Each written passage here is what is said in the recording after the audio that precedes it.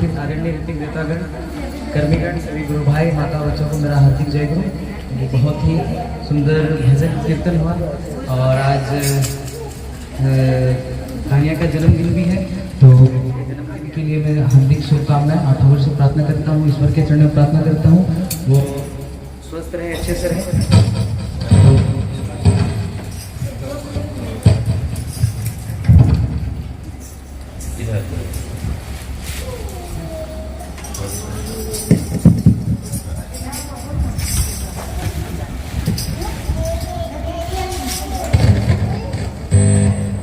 विषय है गुरु की आवश्यकता। तो हम लोग यहाँ जितने भी उपस्थित हैं सभी को ठाकुर जी से परिचित होंगे। इस प्रकार उनका भाव है, प्रेम है, हम लोग दीक्षित भी है, ठाकुर जी का चीजों को भी पालन कर रहे हैं। तो जीवन में देखा जाए तो हम लोग इस चीज को देखते हैं कि जीवन के अस्तित्व में बहुत सारी चीज होते हैं जिस चीज को पूरा करने के बाद मानव जीवन से मुक्ति मिलती है और जीवन चक्र से हम लोग मुक्त हो जाते हैं, मोक्ष की प्राप्ति होती है। तो जीवन के अस्तित्व में बहुत सारे संस्कार होते हैं, गर्भधारण संस्कार, नाम संस्कार, भोज संस्कार, जिस तरह से जीवन से बचपन से वृद्ध तक अंतिम संस्कार तक सब चीज का संस्कार जीवन में होता है। उसमें से हमारे जीवन में गुरु भी आते हैं।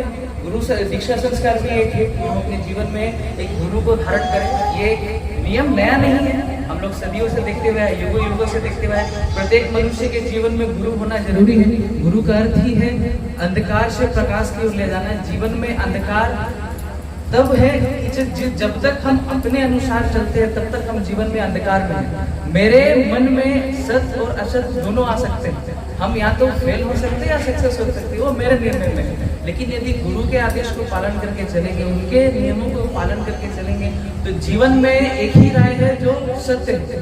उस सत्य में हम लड़खड़ा सकते हैं, लेकिन लड़खड़ाने के बाद भी सही हो सकते हैं। तो ठाकुर जी का एक वाणी है, शाकुंतली में कुछ दिन पहले ही पढ़े दिसंबर माह में, कि यजन याजन स्मृति करने से काटे महाभूति। अब गुरु के शरण में आए हैं, तो गुरु के शरण में आने का बाद जैसे स्कूल कॉलेज में भी उनके द्वारा कुछ सीखने को मिलता है, तो ठाकुर जी 5 नियम दिए हैं। यजन याजन स्मृति तस्वीर रचा। यजन प्रत्येक समय ठाकुर जी के विषय में चिंता करना, सत्य चिंता करना, नाम का मनन करना। याजन जो अभी हम बोल रहे हैं, आपको जो मेरे भीतर बात है, सत्य बात है, वो जो निकल रहा है ईश्वर का बात निकल रहा है, वो याजन स्मृति। ठाकुर जी एक क्रिया दिए है, एक काम दिए है, जिसको प्रत्येक क्षण करने से, प्रतिदिन करने से हम अपने जीवन में रक्षा को पा सकते हैं, अकाल मृत्यु से रक्षा पा सकते हैं और अपने जीवन को वृद्धि कर सकते हैं। तो ऐसे ही ठाकुर जी का एक कहानी है जहाँ पे ठाकुर जी का लीला है। तो हम लोगों जानते हैं कि जब भारत आजाद होने से कुछ वर्ष पहले भारत की परिस्थिति कैसा था, बंगाल की परिस्थिति कैसी थी, आक्रमणकारी इधर उधर जाकर तहलका मचा रहे थे। तो उसमें से ठाकुर जी का एक भक्त था जो ठाकुर जी का दीक्षित व्यक्ति था, तो वो अपने घर पर है, 3रा माला में उसका घर है। तो जो आक्रमणकारी थे, जो लोग थे, जो जगह जगह जाकर सबको मार रहे थे, तो उनके अपार्टमेंट में भी आए, नीचे वाले फ्लोर पे, ग्राउंड फ्लोर पे मारे, सबको लूटे। फर्स्ट फ्लोर में गए, सेकंड फ्लोर पे गए। अब आदमी चिंतित हो जाता है कि मेरे घर में ये बात 1940 का है, तो मेरे घर में भी अगर ऐसा हो परिस्थिति तो आदमी डर जाता है। तो पहले आत्मचिंता आया, मेरे ऊपर चिंता आया कि मैं अपने विषय में चिंता कर रहा हूँ, तब तक कोई समाधान नहीं था।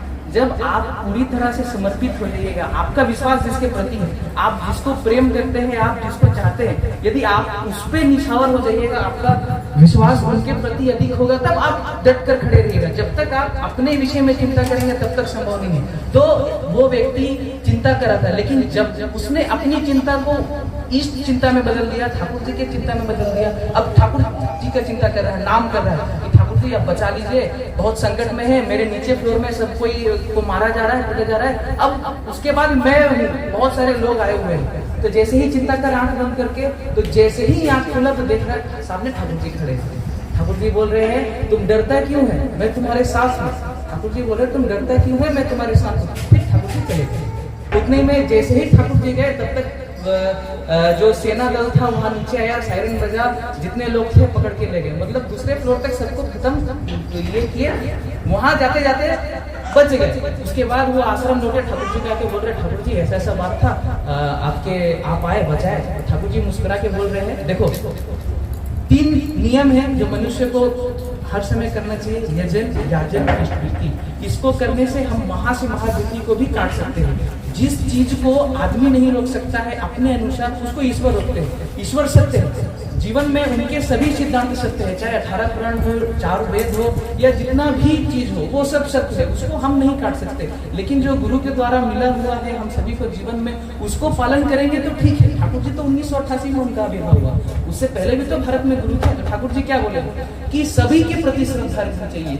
जितने भी गुरु संसार में आए, जितने भी गुरु वर्तमान में है, या जितने भी गुरु आने वाले हैं, सबके प्रति भीतर श्रद्धा रखनी है। मेरे दादाजी के प्रति भी मेरे भीतर श्रद्धा है, पिताजी के प्रति भी है, और भाई के प्रति भी है।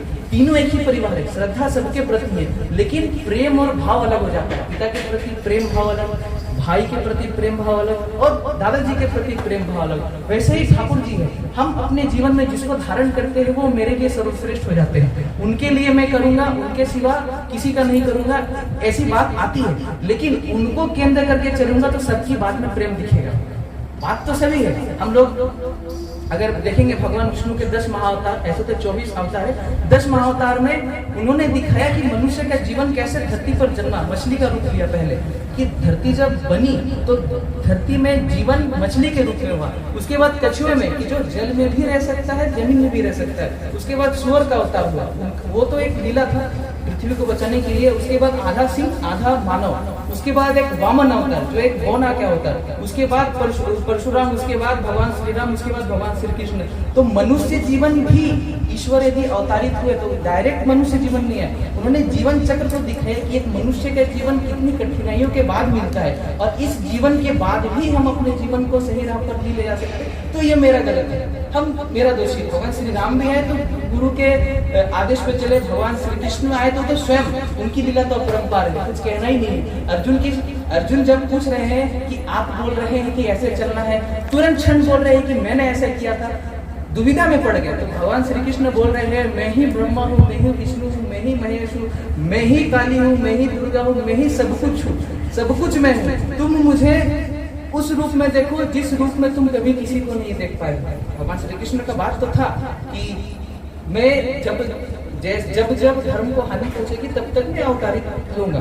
लेकिन उसके बाद एक श्लोक में भगवान श्री कृष्ण बोल रहे हैं कि ऐसे ऐसे रूप में आऊंगा, ना मेरे पास शस्त्र रहेगा ना अस्त्र रहेगा, केवल बातों से मनुष्य को सुधारूंगा।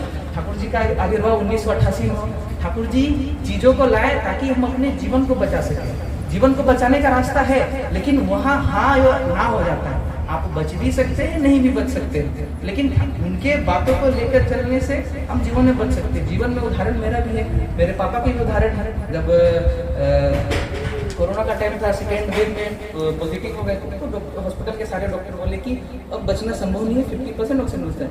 तो हम लोग का तो विश्वास ठाकुर जी के ऊपर है, फिर भी चिंता है कि क्या होगा क्या नहीं होगा। तो देवघर में भी बात गया तो बोला कुछ नहीं होगा, फिर भी ठाकुर जी के ऊपर विश्वास था। जितने डॉक्टर थे सभी कोई अचंभित हो गए कि ऐसा भी लीला होता है, ऐसा भी चीज होता है। मतलब ठाकुर जी की लीला ऐसी होती कि आप जहां तक सोच सकते हैं उससे ऊपर होती है। केवल ठाकुर जी को हम यदि गुरु रूप में देखें, सभी गुरु होते हैं भारत में, जितने भी गुरु है, ठाकुर जी बोले सबके प्रति श्रद्धा रखना। पर ये ठाकुर जी बोल रहे हैं सबके प्रति श्रद्धा रखना तब तुम्हारे ये आएगा। मैं उनको मानता हूँ, उनको नहीं मानता, ऐसा नहीं। सबके भीतर श्रद्धा रखे, सबके प्रति प्रेम भाव रखना। गुरु की आवश्यकता इसीलिए है कि हम जीवन में जब तक दुविधा में है तब तक हम अंधकार में जी रहे हैं जीवन। उस दुविधा से बाहर निकालने के लिए गुरु की आवश्यकता होती है। वो गुरु हमारे स्कूल के भी हो सकते हैं, हमारे माता पिता भी हो सकते हैं, लेकिन जो हमारे जीवन को आध्यात्मिक रूप से सुरक्षा करते हैं और आध्यात्मिक रूप से श्रेष्ठ बनाते हैं, वैसे हमें सदगुरु को पकड़ना चाहिए।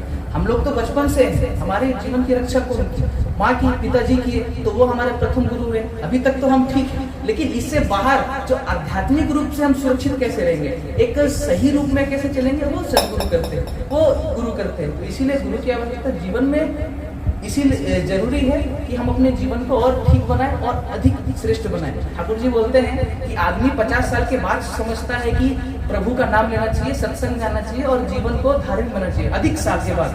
ठाकुर जी बोलते हैं ठीक है, मनुष्य आ रहा है अपनी गलतियों को सुधारने के लिए, लेकिन वही मनुष्य यदि कम उम्र में समझ जाए, 10-12 साल में समझ जाए कि अभी से धार्मिक रास्ते पर चलेंगे, तो हम अपने जीवन को सही संभाल सकते हैं। तो बाद में ठीक है आप आइए, लेकिन उम्र से समय पर यदि हम ईश्वर से जुड़ जाते हैं तो हमारे जीवन का कल्याण होता ही है। ठाकुर जी बोले हैं कि प्रत्येक क्षण अपने भीतर उस चीज को महसूस करो जिस चीज को हम प्रतिदिन कर रहे हैं। क्या चीज कर रहे हैं? यजन याजन इष्टविधि।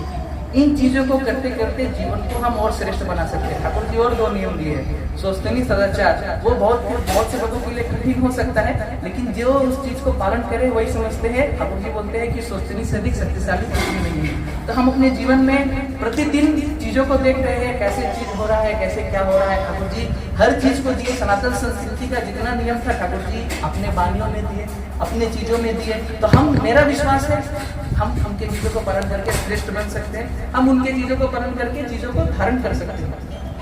ठाकुर जी सप्तमशरण में प्रथम वाणी में लिखे हैं, अर्थमान ये इत्यादि पाने की ऐसा मुझे ठाकुर बनाकर भक्त न। सबके मन में ही आता है कि ईश्वर के पास जा रहे तो कुछ मिलेगा, ईश्वर के पास जा रहे तो कुछ प्राप्ति होगा। लेकिन ठाकुर जी पहले बोल रहे हैं कि इस प्राप्ति की आशा में मेरे पास मत आना, क्योंकि मनुष्य की इच्छा श्रेष्ठ हो सकती है हर चीज को पाने के लिए। हम चाहेंगे तो कुछ भी पाने की इच्छा रख सकते हैं, लेकिन मेरे जीवन को बचाने की इच्छा उनको पता है, मेरा भविष्य ईश्वर को पता है। तो जो प्राप्त होता है, कभी कभी मन संतुष्ट नहीं होता है कि इच्छा मेरी इतनी थी लेकिन संतुष्टि थोड़े से हुई, तो उसी में आदमी ईश्वर के ऊपर भरोसा करना छोड़ देता है, कभी कभी भला बुरा भी कर देता है। तो ठाकुर जी इसीलिए बोले कि अपने जीवन में यदि मुझे धारण किए हो तो लालच, आशा और मान सम्मान को त्याग दो, ये सब तुम्हें मिलेगा। लेकिन कब? जब तुम इस चीज को त्याग कर चलोगे। स्वार्थी व्यक्ति अपने अलावा दूसरे के बारे में नहीं सोचता है, वो अपने स्वार्थ में जीवन को बिता देता है, केवल अपने लिए सोचता है कि मैं ही हूँ और मैं ही अपने जीवन को चलाऊं। तो यही चीज को ठाकुर जी बोल रहे हैं कि प्रत्येक क्षण हमें अपने आप को सुधारना होगा, हर जगह अकपट बनना होगा, छल को छोड़ना पड़ेगा। अहंकारी जो व्यक्ति है उस अहंकार को भीतर से निकालना पड़ेगा, प्रेम लाना पड़ेगा, भक्ति लाना पड़ेगा। मनुष्य तो सही है, आदमी कलयुग में क्या है? कलयुग में सत्य और असत सबके भीतर है। ऐसा तो पहले सतयुग में तो नहीं था, सतयुग में केवल और केवल पुण्य ही था। इस जन्म में तो आदमी सही भी है, गलत भी है, लेकिन अगर हमारा सही श्रेष्ठ है तो गलत भर ही नहीं सकता। कहा जाता है कि सबके भीतर राम और रावण की प्रवृत्ति है, लेकिन यदि हम राम की प्रवृत्ति को अधिक मान्यता देंगे तो रावण कभी बन ही नहीं पाएगा, वो प्रवृत्ति हमारे भीतर कभी आ ही नहीं पाएगी। हम अपने जीवन में किसी को भी देख रहे हैं, वो एक ईश्वर का रूप है, मनुष्य ईश्वर का रूप है।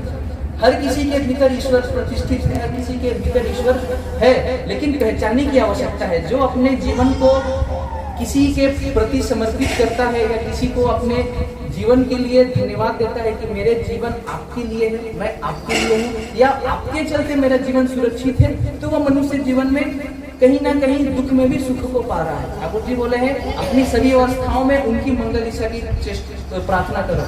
हम आज दुख में भी है, सुख में भी है, वो ईश्वर की इच्छा है, क्योंकि दुख के बाद सुख आएगा ये निश्चित है, लेकिन सुख के बाद सुख आएगा ये निश्चित नहीं है। आप यदि आज आप सुखी है तो आप सोचेंगे कि हम जीवन भर सुखी रहेंगे, तो गलत है, कि सुख के बाद आदमी अपने आप को श्रेष्ठ समझने लगता है, ईश्वर को भूल जाता है, मंदिर जाना छोड़ देता है, बहुत सारे। तो दुख के बाद सुख आएगा ये निश्चित है। तो जब तक आप जीवन में चुनौतियों में है तो पार करते रहिए। ठाकुर जी बोले हैं अंत में मंगल के अधिकारी हो गए, और उनका बात सबके लिए, केवल हमारे लिए नहीं, जो सत्संगी है सबके लिए। आज अभी कुछ दिन पहले परसों हमारे आचार्य वहाँ का तस्वीर है, सिलचर पहुंचे थे टूर के लिए, तो वहाँ सिलचर गवर्नमेंट वहाँ पे गेस्ट के रूप में उनका पूरा स्वागत किया, पूरा राज्य कि आचार्य देव आए हैं हमारे राज्य में, तो सभी को स्वागत किया, पूर्ण अभिन दादा और आचार्य देव को। और वो अभी उस जगह में सब जगह टूर पे निकले हैं, भक्तों से मिलने निकले हैं, भक्तों के लिए निकले हैं। तो हमें देखा जाए तो वो हमारे लिए लगे हुए हैं कि मेरे जीवन कैसे सुरक्षित हो। आदमी तो चिंतित है, हर समय चिंतित है, उसके पास यदि सारा समाधान है फिर भी वो उस समाधान के बजाय समस्या के ऊपर मन को लगाएगा। तो समाधान मिलने के बाद भी यदि हम जीवन को नहीं चला पा रहे तो मेरा गलती है। ठाकुर जी 80 से अधिक पुस्तक दिए, उस 80 से अधिक पुस्तक में से 15 पुस्तक भी पढ़ दे तो हम अपने जीवन के अस्तित्व को समझ जाएंगे और अपने जीवन को सही राह पर चला पाएंगे। जैसे भगवत गीता में 18 अध्याय है, 6-7 अध्याय में आप अपने जीवन को समझ जाएंगे कि आपका जन्म किस लिए हुआ है। आप धरती पर जन्म लिए हैं तो कारण क्या है? केवल इसके लिए नहीं कि हम अपने जीवन को जी रहे हैं, सबके लिए। भगवान श्री कृष्ण बोलते हैं कि प्रत्येक मनुष्य के ऊपर मेरा हाथ होता है, वो प्रत्येक मनुष्य सबके लिए करेगा तब मैं प्रसन्न हूँ। अगर मैं किसी की रक्षा कर रहा हूँ, मैं किसी के लिए सोच रहा हूँ, किसी को सेवा दे रहा हूँ, तो वो ईश्वर का वास है। अगर कोई आदमी, आप लोग ही मन में सोचिए कि आप दुखी है और आपके दुख में कोई सहायता पहुंचाए, तो सबसे पहले आप ईश्वर को धन्यवाद देते हैं कि अच्छा हो भगवान, आप मेरे दुख को दूर कर दिए। लेकिन सहायता वो पहुंचाया, माध्यम वो बना, लेकिन धन्यवाद ईश्वर को दिए। तो वही ईश्वर के दूत, वही ईश्वर के माध्यम हमें बनना है। ठाकुर जी इसीलिए बोले सबको बचाना, अपने बचना, उसको ही तो धर्म समझना।